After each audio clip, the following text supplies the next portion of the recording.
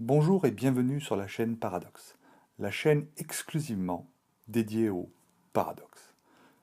Chaque semaine, j'aborderai un paradoxe, j'en présenterai l'énoncé, un bref historique, les arguments les plus fréquents et enfin, mon point de vue. Il est important de préciser d'où je parle. Je suis enseignant-chercheur et je m'intéresse aux probabilités, aux statistiques, à la philosophie analytique et à la théorie des jeux et du choix rationnel. Dans mes vidéos, je vais tenter de vous alerter, vous surprendre, vous faire réfléchir, mais également, ou en même temps, vous expliquer, vous convaincre et vous soutirer de l'argent. Non, là je m'égare. Pour cette première vidéo, j'ai choisi de vous parler du paradoxe du cube de Van Fraassen.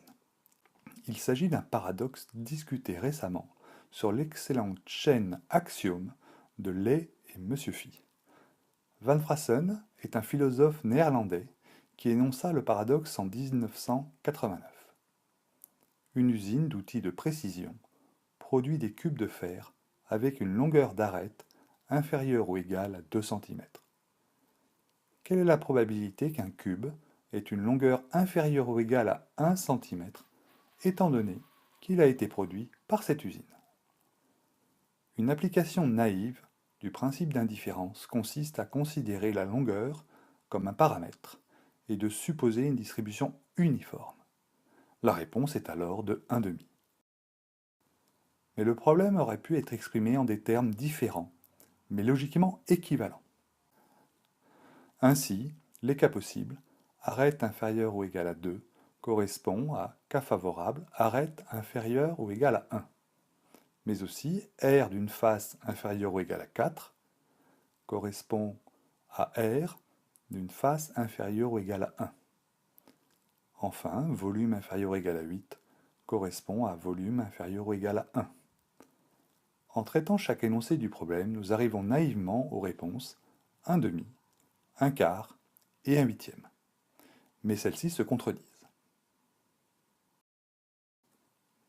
Ce paradoxe fait partie de la longue série de paradoxes sur le principe d'indifférence, qu'on appelle également le principe de raison insuffisante. Ce principe est énoncé par Keynes en 1921 de la manière suivante. S'il n'y a aucune raison connue pour attribuer à notre sujet une alternative plutôt qu'une autre, parmi plusieurs alternatives possibles, alors ces alternatives ont une probabilité égale relativement à notre connaissance. Des probabilités égales doivent donc être assignées à chacun des différents arguments s'il n'y a pas de raison de leur assigner des probabilités inégales. Parmi les paradoxes qui s'attaquent au principe d'indifférence, on peut citer également le paradoxe de la corde de Bertrand, le paradoxe de l'âne de Buridan, le paradoxe du mélange vin-eau, le paradoxe des bancs publics, le paradoxe des livres rouges ou verts. On peut également questionner ce principe de la manière suivante. Comment de l'ignorance peut-on tirer une connaissance? Les tentatives de résolution du paradoxe du cube ne sont pas nombreuses.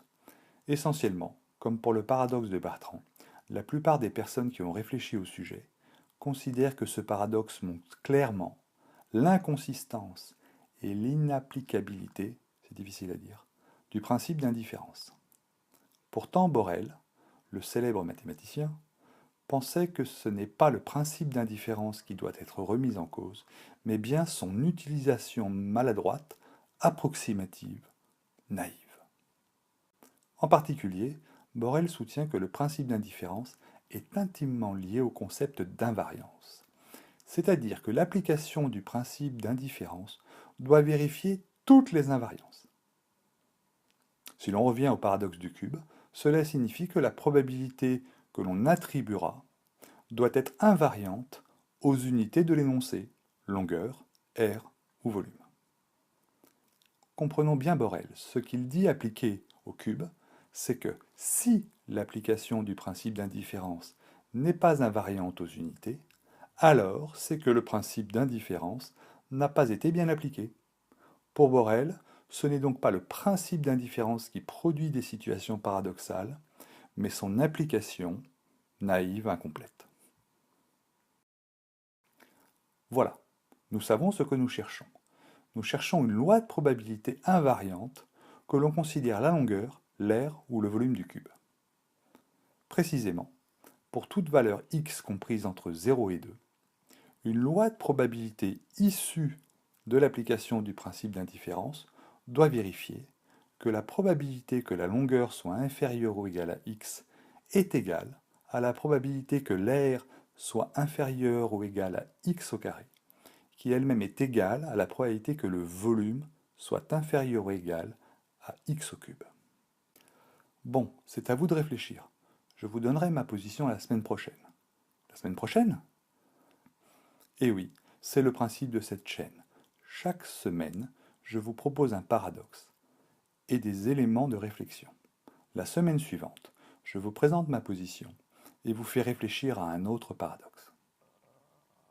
Bon, d'accord, je vous donne un indice. La probabilité que le cube ait une arête inférieure ou égale à 1 est de 7 sur 24. À la semaine prochaine, si vous le voulez bien.